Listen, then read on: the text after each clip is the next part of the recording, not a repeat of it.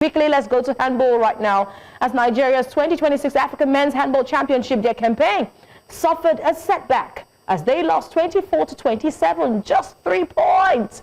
3 points to Angola in that the round opener in Kigali BK Arena. So the Golden Arrows, they topped Group A with wins over Algeria and Zambia. And when they had to face Rwanda too, it was a good one, but they fell behind 11-14 at halftime and could not overturn Angola's perfect penalty performance. Nigeria received 2 yellow cards and 1 red card, while Angola remained disciplined in the encounter. Now, despite the defeat, World Championship hopes remain, as even the 5th place earns qualification for the 2027 IHF Men's World Championship. Nigeria now face defending champions Egypt on Tuesday in a crucial final main match to secure a semi-final berth. And that's the conversation that concerns us right now, because we saw our players go all out in the first 3 games of this competition, but the 4th game, they could not hold their own. And that's why I want to have this conversation now, introducing a sport journalist who follows this game. We've got Dare Kuti joining us via Zoom right now. Dare, thank you so much for joining us. You're welcome to In the Game. Just to be on the show this afternoon.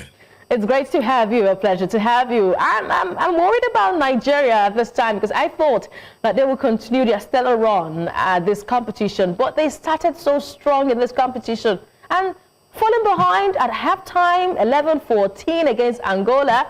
Where do you think they began to make mistakes in that game against Angola? Well, there are no mistakes in the game. In sub-Saharan Africa, there are 2 teams that are stronger than Nigeria. They are DR Congo and Angola. Angola, they've played in the World Championship, same thing as DR Congo. We should not forget that Nigeria lost to DR Congo at the semi-finals of the African Games in Ghana. Angola have always shown to be Nigeria's deepest opponents in growing times. We should not forget that during the last African Championship, Nigeria finished in 9th position. So I'll say this is a very, very huge improvement from the last outing. Wow. If you look at the progression, you'll see that some 4 years ago, we were last on the table. From last position, we moved on to 11th, from 11th to 9th position, and now we are on the verge of qualifying for the semi-finals. I would say there is a very, very huge progress. If you look at some of the players in the teams, you see that these are players that came up during the last dispensation. That's when Samuel was president of the Handball Federation. You see that the young players had steady growth from the under-7, from the under-18 to the under-20 and to the senior national team. You see a player like Farouk Yusuf. He played in the Nigerian League for Sokoto before going to civil defense. He went to Morocco and now playing in the French League. When you look at Suleiman Aziz, he's also playing the French League. When you see players like Hakim Salami from Benin Republic. So League, with these experienced players, do you think we were outpaced and outshined by Angola's experience too on the court? Yeah, Angola, most of their players are European-based players. They have the experience and the exposure more than the Nigerian team. But I want to tell you for sure that in the next African Club Championship, with the continuity that is on ground, I must give kudos to the president, that's Seydou Djoubri, for maintaining the momentum and for also retaining Rafiu Salami, who the head coach, to continue. And when you look at the technical crew, you also see that we have a one-time national team, captain Okocha is part of that technical team, and also the coach who won the Premier League, that's the league last year, Innocent Nwankwo. So it's a gradual process. Nigeria, we are not there yet, but I'm sure we are going to make a difference when we face Egypt later. All right, you've been able to lay the cards on the table, telling us that both sides have got experience, but we have more experience coming from the Angolan side.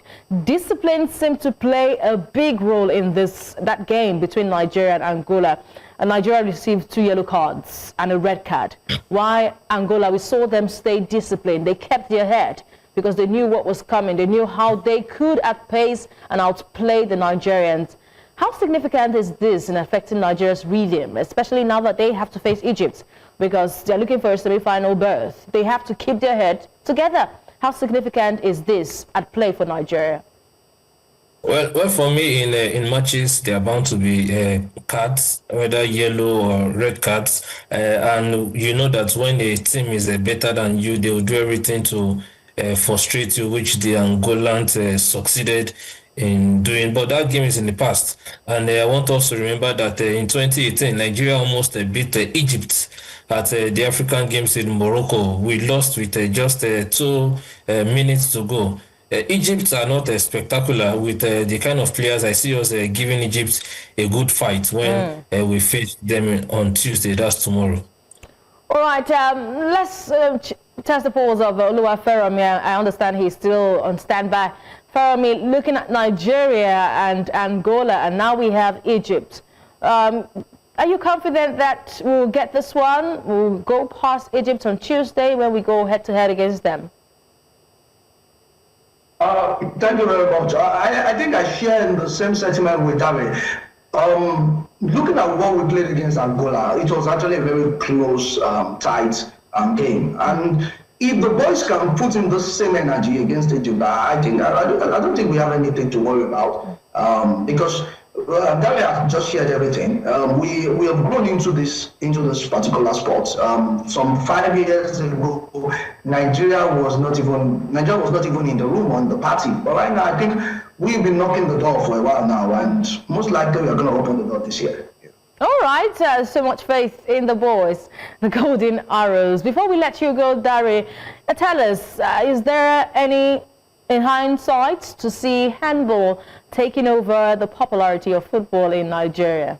Yeah, well, is that a big ask? Whether we like it or not, football is the most popular sport in Nigeria. There's no two ways about it, but it's always been our desire that other sports gets the kind of funding in Nigeria the football is getting. If handball and other sports can get huge fundings, the philanthropists that are giving already made players $500,000. If they pump it into these other sports, allow them attend championships and qualifiers, you see that we are going to meet up with the same standard with the North Africans, because most of our players, when you look at them, they are already outside the country. So I believe in the near future, in the next 3-4 years, handball will be on the lips of Nigerians, because the current president is continuing with the pace the previous president left. And to add to, just to digress a bit, please,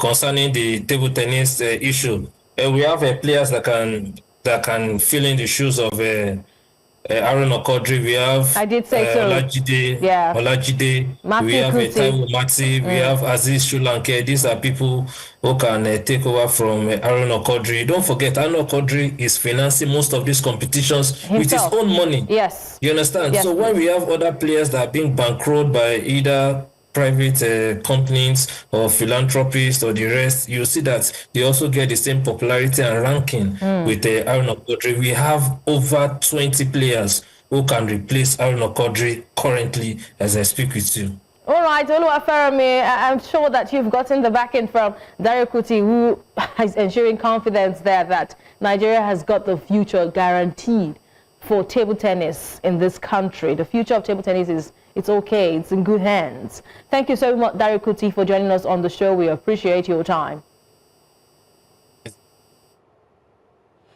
All right, there. Let's give you the results from the African Handball Championship. We had Nigeria go 24-27 against Angola, their first loss in this competition, even after starting off with wins. Tunisia went 29-29 against Morocco. Egypt 42-28 against Algeria, and of course the Nigerian team has got Egypt next for their semi-final berth. Cape Verde went 45 against Guinea, who finished with just 25 points there. So those were the results coming from the African Handball Championship, as we are seeing on your screen right now. So Oluwafermi, quickly, you can see that Egypt went 42-28 against Algeria, and this is the team we get to face next. We've not registered any points, bigger than 20 something, over 20. We've been on that 20 mark for a long time, but we've not registered scoreline at 40. But Egypt were able to pull 42 to 28 against Algeria. Is there no reason to be worried here concerning that matchup with Egypt and Nigeria? Team has scored 40-something. That's just that's the opponent. It's particular or peculiar to the opponent you are playing against. You can't compare that. Although you might use that as a benchmark. That's a high-scoring side. It's a high-scoring side, and you can see how dominant they can be on the court. Yeah, it's possible, but that doesn't mean, because Nigeria is not the opponent they played against. You know, I think most result is predominantly about the opponent you play against.